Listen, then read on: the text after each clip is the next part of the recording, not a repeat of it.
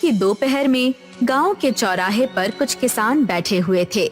उन सब के चेहरे पर चिंता और थकान झलक रही थी। जमींदार के गुंडे गांव में घूम रहे थे। अशोक एक कोने में अपनी पत्नी लीला से बातें कर रहा होता है। लीला, ये भैरव सिंह हमारी जान तक ले लेगा। जमीन छीनकर वो क्या करेगा? जब खेतों में कुछ उगेगा ही नहीं तो उसका लालच किस काम का? अशोक, क्रोध से कुछ नहीं होगा। हमें अपनी जमीन बचाने के लिए कोई और तरीका ढूंढना होगा। कैसा तरीका लीला? बारिश नहीं हुई, फसल नहीं उगी, हमारी बंजर जमीन पर कुछ भी नहीं बचा। अब इस गांव में रहना मौत को बुलाने जैसा है। तभी गांव के मुखिया रामदास पास आते हैं। अशोक, तुम सही कह रहे हो। भैरव सिंह ने गांव को नर्क बना दिया है। लेकिन बेटा, अगर तुम जैसे लोग भी हार मान लोगे तो इस गांव का क्या होगा? मुखिया जी, मैं लड़ना चाहता हूं, लेकिन कैसे? मेरे पास अब कुछ भी नहीं बचा। तुम्हारे पास तुम्हारी मेहनत और हिम्मत है अशोक, ये मत भूलो। अशोक चुप हो जाता है, लेकिन उसकी आंखों में सवाल और गुस्सा साफ दिखाई देता है। अगले दिन अशोक थका हुआ जंगल के किनारे बैठा था। उसके चेहरे पर चिंता की लकीरें थी। अचानक उसे पेड़ों के पीछे से किसी के चलने की आवाज आती है। एक बूढ़ा व्यक्ति लकड़ी का सहारा लिए धीरे धीरे अशोक के पास आता है। क्या सोच रहे हो बेटा? आप कौन हैं और इस वीरान सी जगह में क्या कर रहे हैं? मैं एक मुसाफिर हूँ, लेकिन तुमसे ज्यादा खोया हुआ नहीं हूँ। लगता है तुमने जिंदगी से हार मान ली है। हारता वही है जिसके पास कुछ बचा ना हो। मेरी जमीन बंजर है, मेरा परिवार भूखा है और जमींदार मेरा सब कुछ छीनने पर तुला है। अब हार ही एकमात्र रास्ता है। हारने वाला नहीं, लड़ने वाला दुनिया बदलता है। तुम किसान हो और किसान के हाथ में धरती को बदलने की ताकत है। ताकत? मेरी जमीन सूखी है, उसमें कोई ताकत नहीं बची। तो ताकत मैं दूंगा।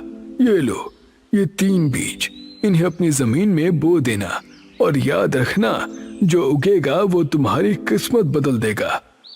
बूढ़ा 3 छोटे छोटे बीज अशोक के हाथ में रखता है। ये बीज क्या करेंगे? ये कोई जादू है? जादू और मेहनत में फर्क तुम्हें जल्दी ही समझ में आएगा, लेकिन याद रखना, जो चमकेगा उसे संभाल पाना आसान नहीं होगा।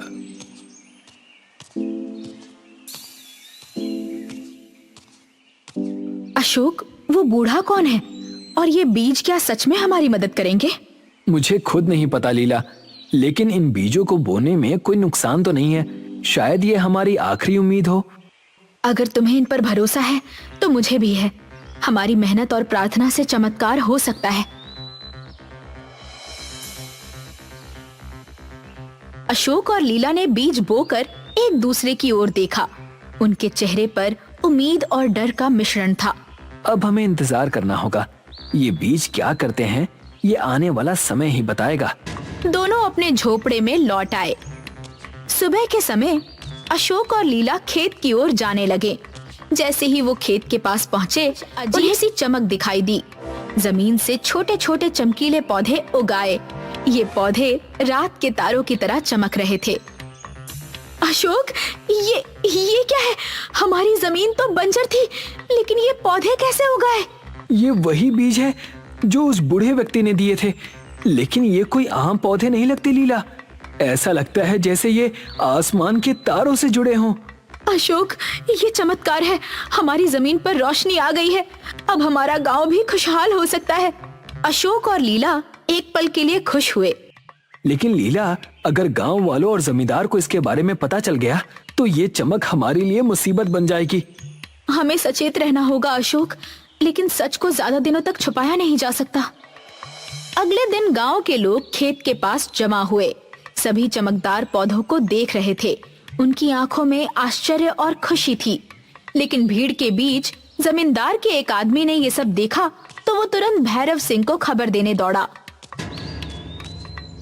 अशोक भाई, ये पौधे कहाँ से आए? ये तो चमत्कारी लगते हैं। अब भाई, ये भगवान की देन है।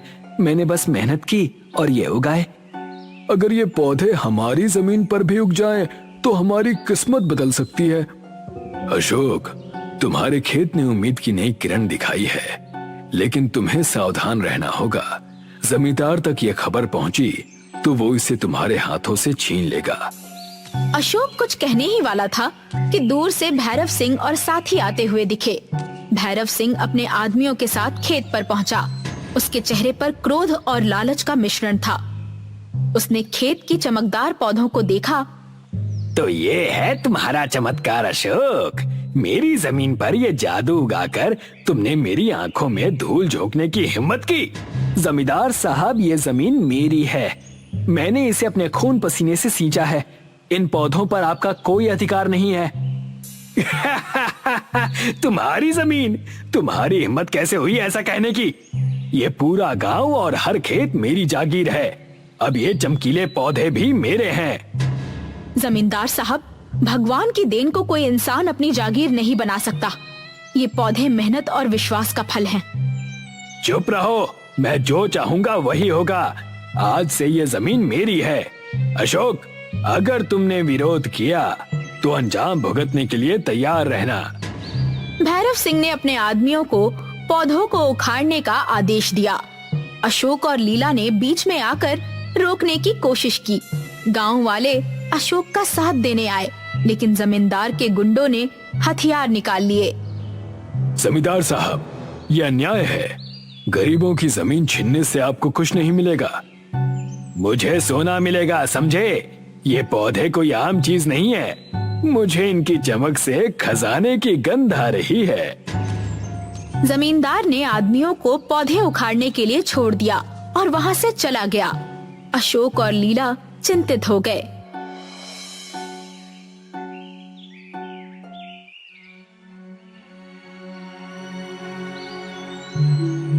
अशोक और लीला घर के आंगन में बैठे थे। दोनों बेहद परेशान थे। बूढ़ा व्यक्ति एक बार फिर उनके सामने प्रकट हुआ। अशोक, मैंने तुम्हें पहले ही चेतावनी दी थी। इन पौधों की चमक केवल तुम्हारी मेहनत का फल नहीं, बल्कि एक रहस्य का द्वार है। कौन सा रहस्य? ये पौधे नक्षत्र लोक का द्वार खोलते हैं। उस लोक में एक खजाना छिपा है, लेकिन लालच से भरे इंसान वहां नहीं पहुंच सकते। अगर ऐसा है तो जमींदार वहां भी पहुंचने की कोशिश करेगा। हमें क्या करना होगा? तुम्हें नक्षत्र लोक का द्वार खोलना होगा, लेकिन याद रखना, जो वहां जाएगा उसे अपने मन की सच्चाई का सामना करना होगा। अशोक और लीला ने एक दूसरे की ओर देखा। उनके चेहरे पर डर और हिम्मत दोनों ही झलक रहे थे। वो जानते थे कि अब उन्हें जमींदार से टकराना ही होगा। बूढ़ा व्यक्ति अशोक और लीला को खेत में ले आता है। पौधों की चमक पहले से तेज हो गई थी, जैसे आसमान पर तारे तेजी से टिमटिमा रहे हों। अशोक, समय आ गया है। इन पौधों की चमक नक्षत्र लोक का द्वार खोल रही है। तुम दोनों को वहां जाना होगा, लेकिन याद रखना, खजाने तक पहुंचना आसान नहीं होगा। लालच और भय तुम्हारे सबसे बड़े दुश्मन बनेंगे। अगर इससे हमारे गांव की बंजर जमीन को जीवन मिल सकता है, तो हम इस परीक्षा के लिए तैयार हैं। हमने अपनी मेहनत और सच्चाई से यहाँ तक का सफर तय किया है। अब हम पीछे नहीं हटेंगे। बूढ़े व्यक्ति ने मंत्र पढ़ा। पौधों की चमक बढ़ गई और एक तेज रोशनी के साथ जमीन फटने लगी। एक जादुई द्वार प्रकट हुआ। अशोक और लीला ने धीरे धीरे उसमें प्रवेश किया। अशोक और लीला ने नक्षत्र लोक में प्रवेश किया। वो जगह जादुई थी। हर तरफ सितारों की चमक और स्वर्णिम वृक्ष। बीच में एक झील थी, जिसके पानी से हल्की रोशनी निकल रही थी। झील के पास एक रक्षक खड़ा था। उसका आकार विशाल और चमकदार था। कौन हो तुम और यहाँ क्यों आए हो? मैं अशोक हूँ, एक किसान। मैं यहाँ अमृत जल लेने आया हूँ, ताकि हमारी बंजर जमीन को उपजाऊ बना सकूं और गांव वालों की भूख मिटा सकूं। अमृत जल केवल उसे मिलेगा जो निस्वार्थ और सत्यनिष्ठ होगा। ये जल लालचियों को नष्ट कर देता है। क्या तुम्हारा दिल सच्चा है? हमने अपनी मेहनत से इन पौधों को उगाया है। हमारा उद्देश्य केवल अपने गांव को बचाना है। रक्षक मुस्कुराता है, लेकिन तभी नक्षत्र लोक में तेज आवाज गूंजी। भैरव सिंह और उसके आदमियों ने जादुई द्वार के जरिए प्रवेश किया। तो यही है वो खजाना। अशोक, तुम मूर्ख हो। ये खजाना अब मेरा है। इसे मैं सोने और धन में बदल दूंगा। अमृत जल लालचियों के लिए नहीं है। अगर तुम इसे छूओगे तो ये तुम्हारा विनाश कर देगा। कोई मुझे नहीं रोक सकता। मैं अपनी ताकत से इसे हासिल कर लूंगा। भैरव सिंह झील की ओर बढ़ा। जैसे ही उसने अमृत जल को छुआ, झील का पानी आग की लपटों में बदल गया। भैरव सिंह और उसके आदमी चीखते हुए नष्ट हो गए।